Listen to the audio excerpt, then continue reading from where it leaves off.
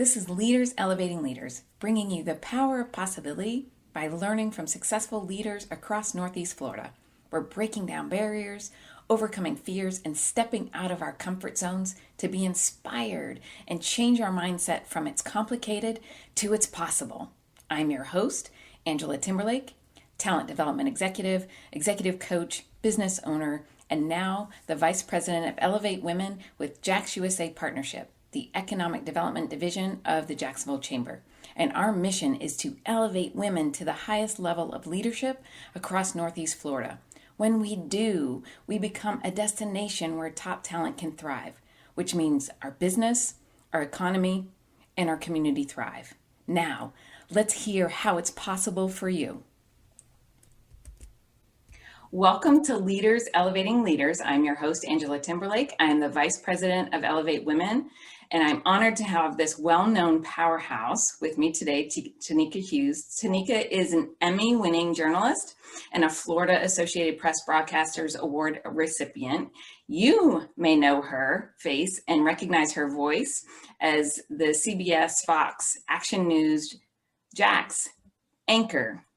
Now, what you might not know about her is when she's not in the newsroom, she's leveraging her platform to be a leader in the community. She's spending time in the local classroom, promoting the importance of education and reading to local children. She's got her own book drive that she'll share with us a little bit, but Tenikka, welcome. It's a pleasure to have you with us today. Angela, thank you so much for inviting me to be a part. Absolutely. Now, we all think we know you because we see you, right? We see you on camera, but tell us a little bit more about who you are and your journey. Again, thank you so much for having me. Well, I'm a veteran journalist. I've been doing this for almost 20 years now. I'm originally from North Carolina, from a little small town with one stoplight. So I'm a small town country girl. And I grew up in a family raised by my mother, my aunt, and my grandmother, who were very critical, important parts of my life and that of my siblings. All of my family's back in North Carolina. And so I'm here in Florida with my husband. And as you said, I'm passionate about education. I'm passionate about youth literacy, and I can't wait to share the details on my drive. I'm really passionate about just giving back and showing that I care in so many ways. I care about the work that I do, and I care about the impact that I can have using my platform in my community. Yeah, absolutely. You know, we're so glad to have you here, and you see your role beyond news anchor. Talk to us a little bit about how you embrace your role as a leader in the community. I think that's a great question, because I think that sometimes when people think of a leader, they think that being a leader has to come with some sort of actual title or a management role. Leadership can come in so many forms. You can demonstrate leadership in so many ways. And so for me, yes, I am an anchor, but I also realize I have this huge public platform that I can use to inspire, to uplift, to motivate. And even within my role as an anchor in my newsroom, yes, my job is to bring people information that they need to know for their daily lives.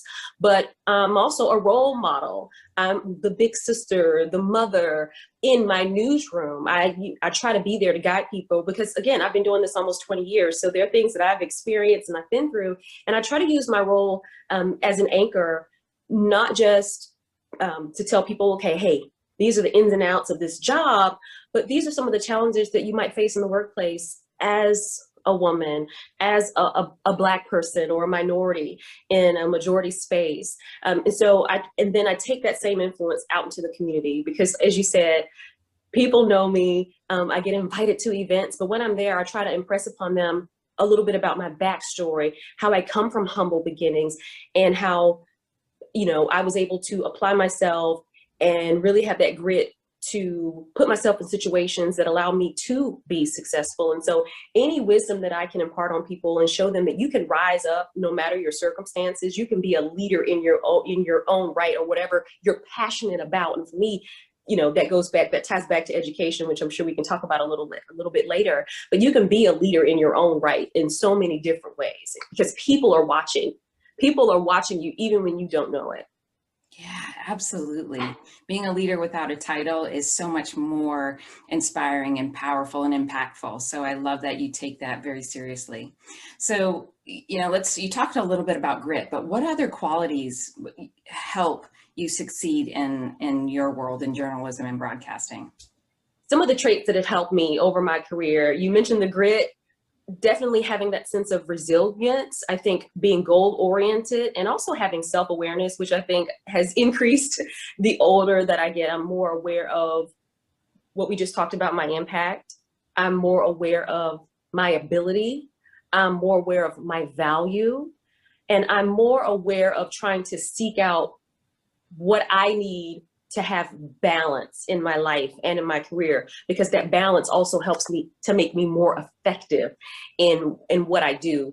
And I think that those are just some of the traits that help me to drive forward every single day. But that balance is something that I've learned, especially as I've gotten older, that is so important. It's so important. Yeah, absolutely. Now, what role did mentors and sponsors help in your career? Early on, I think mentors were very important as a young journalist, especially as a young Black woman. I attended graduate school at the University of Maryland at College Park, and one of my mentors was the late Dr. Lee Thornton, who in her own right was a trailblazer in journalism. And she gave me so many lessons. And I got to, we talked about this earlier, but being able to see someone to reflect back at me, and I got to see her in action. I was her grad assistant, and I would hear her stories, and I was familiar with her work. I was fangirling when I got assigned to her. But she gave me so many life lessons, and I saw some of the obstacles she overcame, breaking barriers as an African-American woman entering some of the spaces that she was in. I also had another mentor who was a professor of mine, Tracy Mitchell, who was a dynamic correspondent for many, many years. And so these were women who were able to let me know some of the things that they encountered, some of the challenges they faced, and gave me a preview essentially of the road that I may have to walk and some of the challenges that may be unique to me, in part being a woman in this industry and being a Black woman in this industry. And so as a young journalist, to have that level of expertise, candor, professionalism, and again, just representation reflected back at me was so important as I was entering this industry. That's great. And you still connect with them today? I do. Dr. Thornton passed away a few years ago, but we had a great relationship. And Tracy Mitchell, we are still in touch, and we're friends on Facebook. That's fantastic. So what would you say would be blind spots? What are the things that you've learned, that you kind of stumbled upon and learned as you grow that you can share with other people and give them some advice? I think one of the things that I've learned increasingly over the last few years, and I think the pandemic really brought this out, is knowing how to say no, knowing how to put yourself first. I don't have to carry all the weight. I don't have to bear all the burdens. I don't have to take on all the tasks. I don't have to say yes to everything. It's okay for me to know when to step away. And it doesn't diminish my importance, my value. It has no reflection on my work ethic or the path that I've created for myself. And I think that we tend to, especially women, we are already juggling a lot of things. And I think there's this extra pressure to look a certain way, be a certain way, work harder, do this, and just really put these expectations on ourselves to just show up in ways that sometimes I don't necessarily think others feel that pressure to. And so what I've learned over the years is, girl, stop. Stop. Check in with yourself. What do you need? And again, pulling back and knowing that, because I think sometimes what my problem was, well, if I don't go at 100, then am I going to miss out on something? Or is someone going to think that I'm not measuring up if I'm not constantly operating at 100? When the reality is, I operate in the spirit of excellence all the time.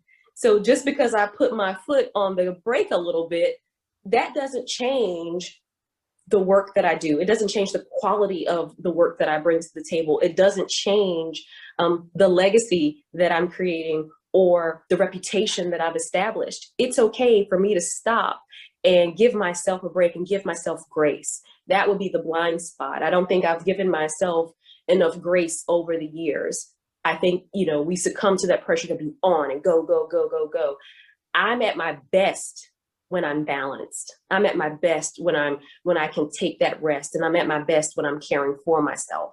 So I think that's so important. And I would encourage other people, girls, stop. That would be my advice to women out there. Give yourself grace. It's okay. You're still amazing. Even on pause, even on stop, you're okay. The world will keep going. And when you're ready to jump back in, or when you're ready to add back onto your plate, you're going to pick up right where you left off, because you operate in excellence. That's just who you are. Yeah. And we do it so often. So I'm going to hear you in the back of my head next time. Girls, stop. Stop. Girls, stop. We do. We just take on so much. And once you learn that, it's a skill. It really takes you to stop and think about it, and really value your own time. And we don't do it often enough. So and you feel guilty. Yes. You feel guilty when you do. Yeah. Mm-hmm. We carry that around, and then you can't do it anymore, right? It's not sustainable. Yeah. It's not sustainable. So it's important to check in with yourself and give yourself that grace and permission to just take a beat, take a breather, and do what you need to do to find that balance. Yeah, that's great. Now, would you do anything different? Looking back today, would you do anything different? Would I do anything different? I think if I would do anything different, it would be, I would love to have had the perspective that I have now in terms of creating more of that balance in my life. But I don't regret the choices that I made. I was very young, ambitious, and every goal that I set out for myself for this career, from the career itself, I identified what I wanted to do when I was like 13 years old. And I researched, what does it take to be a journalist? And then I saw, you can be this kind of journalist, or you can be in newspapers or magazines or TV. And so I asked myself, well, what do I need to do? I narrowed down, okay, I want to do television. I looked up to people like Oprah and Connie Chung and Leslie Stahl. And, and I said to myself, what do I need to do this? And so I've always been a very strategic person, a very goal-oriented person. And so I'm glad that I had the wherewithal to research and kind of chart my course. And then because of the resilience, the grit, the self-awareness, and just my desire to achieve my dreams, I was able to do that. But I think I wish I had have known the value of having balance at a younger age, because I look back at different events. And then I'm in a line of work now where you work holidays. I have been denied going to funerals. You work on, I just turned 40, and I had to work the next day, even though it was on a weekend, and I don't normally work weekends. So you work on birthdays, you miss events. When there's a bad storm, you're not evacuating, you're on the air. When there's something major going on, you're called into work.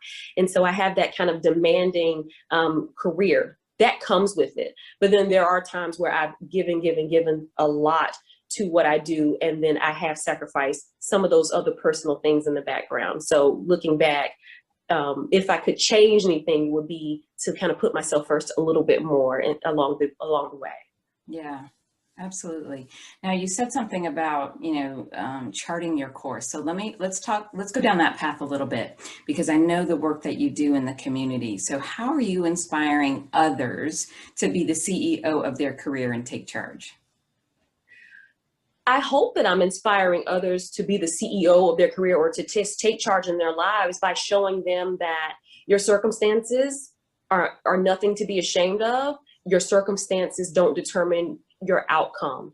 And I say that because, again, I came from very humble beginnings. My father died when I was a baby, and I was raised by my mom, my aunt, and my grandmother. And I have 2 sisters and a brother. From this small town, we didn't grow up with a lot of money or material things. And we were always, taught compassion and giving and caring, and really valuing what's important in life: relationship, connection, helping others, serving others.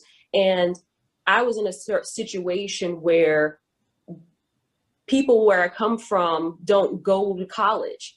There was limited industry. We had like a lot of factory work, which is honest, good work, and respectful, hard, honest work. I come from a family of sharecroppers. My grandmother, my mother, and aunt, they grew up picking cotton, picking tobacco. They worked as sharecroppers. And so this is not something that's far removed from me. And so I come from a line of folks where I'm pretty sure if you see someone coming from that kind of a background, people didn't have high expectations for them. But my family always instilled the importance of education, and they never told me what I couldn't do. They never limited my imagination, what I saw for myself. It was always, get your education. I had access to books at home, which is something that's so critical and tied to why I do Tenikka's Books for Kids. I had access to books at home, and which sparked my imagination, which made me a better student. And so I hope that what I can instill in people, I'm this girl from these humble beginnings who was able to go to college on a full academic scholarship, get an academic scholarship for graduate school, go on to pursue my dreams of becoming a journalist. And now I've had almost 20 years of doing this, and I've worked in newsrooms across the Southeast, and there's more to come. I've also been an adjunct professor over at UNF.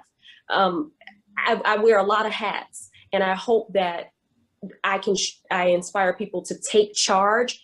Don't let people define you. Don't let your circumstances define you. Figure out, what is it that I need to do? Who do I need to connect with? What resources do I need to try to look into to put me on the path that I want to be on? Or if I'm on the path that I want to be on, what do I need to do to elevate to the next level? And so I hope that that's how I inspire people to take charge of their lives, because I'm not ashamed of where I come from. I'm very, very proud of it, because I'm a living testimony that dreams can be tangible. And I hope that that inspires people, no matter where they are in their lives or their careers. What you aspire is tangible, and it's not based on some societal standard of what you can and can't do. I'm a single parent home, I'm a Black person, grew up in poverty. People probably would think X, X, X, strike, strike, strike. And for some people, that is the reality. And I was able to overcome that, and I don't take that for granted. And so that's a part of my story, inspiring people to stay at it. And like I said, there's more to come from me. I'm not done yet. So that's what's inside of me. That's how I'm taking charge of my life. And I hope that I inspire others to do the same. Yeah, I have no doubt you're inspiring people. And I have no doubt that your family is very proud of you. So congratulations on all your success. Now, Thank you so much. What is one fear that you've been able to overcome? We carry so much weight around with us, but what's one thing that you've been able to really manage? A fear that I've been able to overcome. Let's see. I don't know if it's a fear. I don't know if I would call it a fear, but I think something that I've been able to manage over the years is I listen to that voice inside of me, and I speak up, whether I'm speaking up for myself. And most of the times I'm advocating for others, which is just a part of my personality. But even as a young person, I remember growing up, my mom had this expression, and she would tell me, don't take wooden nickels from anybody. So if I had an issue with somebody, she empowered us to speak up, do it with respect, but say what you need to say. And I think there will be times when I would be in situations at work or just in different environments where something just didn't sit right. I didn't feel like something was right. Or maybe I had a question or wanted to question some content, like why are we making this decision? Or I don't necessarily feel like this is reflective of our community, or whatever that hard thing is. Or, hey, people are struggling with their mental health. Or, hey, I noticed a coworker not doing too well. Maybe you want to check on them, and stuff that, sometimes we have a tendency to say, well, that's not my business, or let me just stay out of it, because it's easier to be quiet and just to kind of stay quiet and comfortable.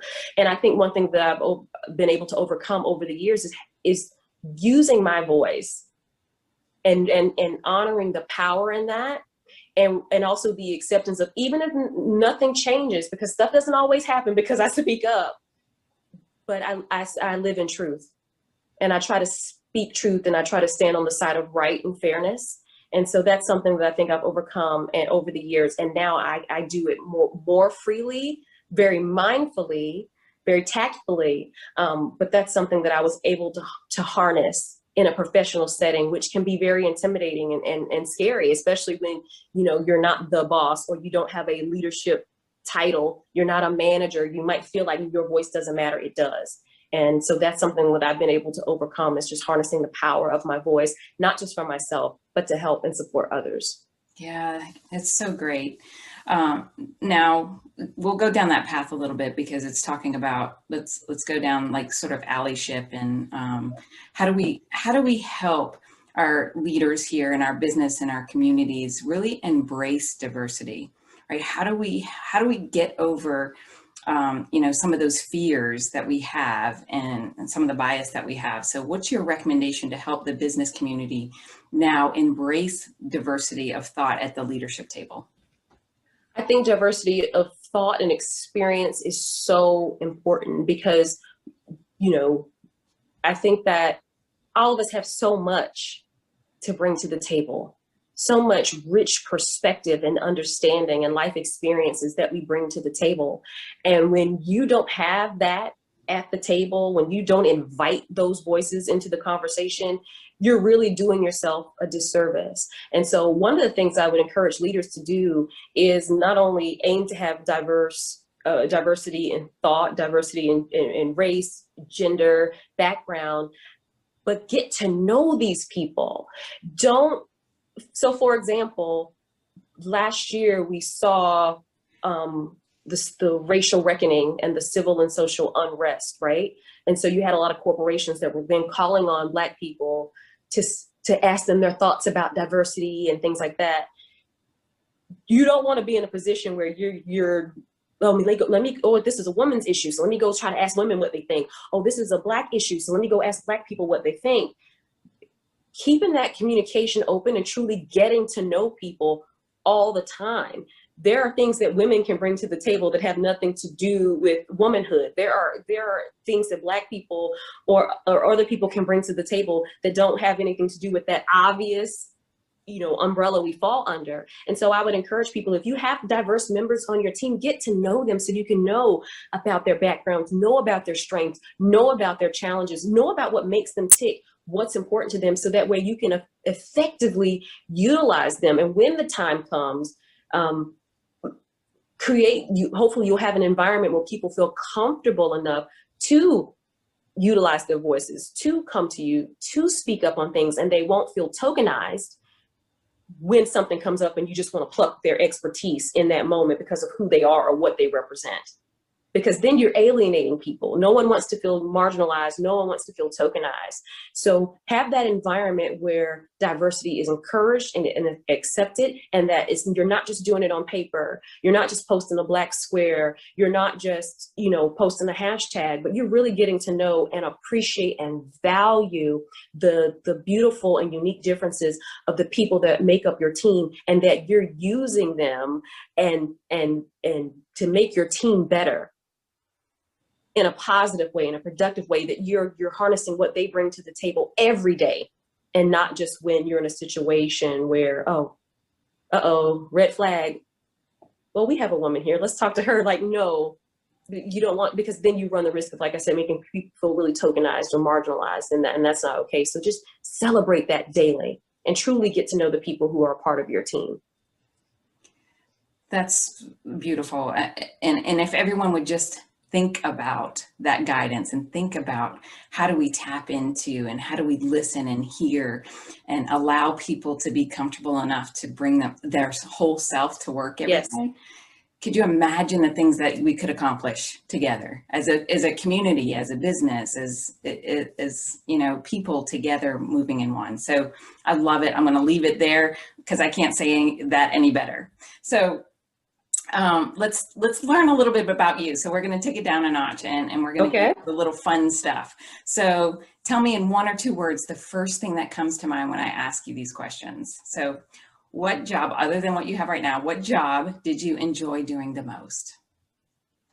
This is all I've done. I've been a journalist. Oh, I did have one job in college where I helped single families get into homes. So a lot of first-time homeowners get into homes. So I did that, and I helped a lot of single moms. So that was really special for me. But I've been in my profession, this is all I've ever done. Sorry, that was more than 2 words. No, you're good. You're good. Okay, what job did you? Well, we can't say what job did you like least because this is all you've ever done. What profession other than yours would you have really liked to do? I think anything to do with travel. Anything to do with travel, I think I would really love. Okay. What profession is totally not Tenikka? What would you absolutely hate to do? What would I absolutely hate to do? Gosh, let me think. Oh, that's a hard. What would I hate to do? Probably anything that would have to have me like out in the sun doing something for extended periods of time, like anything that I would be like hot and uncomfortable. In the heat? I'm a winter baby. Oh, okay. All right. What's your favorite word or phrase? My favorite word or phrase. If you were to ask my friends, they probably would say "child." I love it. Okay, now which word makes you cringe as soon as you hear it? What word makes me cringe as soon as I hear it? I don't have a word that makes me cringe, but as a journalist, I have a few words that trip me up or that I hate saying. Brewery. That word just, oh, when I'm on air, I'm like, they make beer there. That's what I just want to say. Okay, what's your favorite thing to do to escape? Travel. But with the pandemic, obviously I'm limited, but I love getting out. I love traveling. Yeah, I say, girl, if I could travel right now, oh my gosh. I'm with you. Okay, what's your least favorite thing to get roped into doing? What do you, you've talked about being able to say no, but when you say yes and you're just like, oh, I shouldn't have said yes. Meetings. Being a part of meetings. Especially like once they start going and going and going, you're just sitting there like, why did I agree to this? Yeah, long meetings. Have meetings about the meeting. Yeah, I've been there. Yeah. Okay. Where would we find you around town if you had your choice to spend a few hours? Any restaurant with good food. Yeah, I hear you. Any restaurant with good food. I'm struggling there right now too. I know, not dining out either. All right, well, thank you so much for sharing your story, Tenikka. Now, before we leave, what's your one final piece of advice that you'd like to share with the next Tenikka? What I would share with the next Tenikka is to just know your value and your worth, and that your presence matters. And I think a lot of times we get caught up in what we do, what we give, what we do, what we give. Sometimes what I've learned, you just being there makes a difference because someone is looking to you, without you having to do anything. Your presence matters. It impacts people. It influences people. And to just own and know your worth and your value, and don't be afraid to advocate for yourself, and don't be afraid to check in with yourself and make sure that in the midst of working and giving and doing, that you're also taking care of you. So well said. Thank you. Well, thank you to everyone who's been watching. I'm thankful that you're here and you're following us and you're supporting Elevating Women.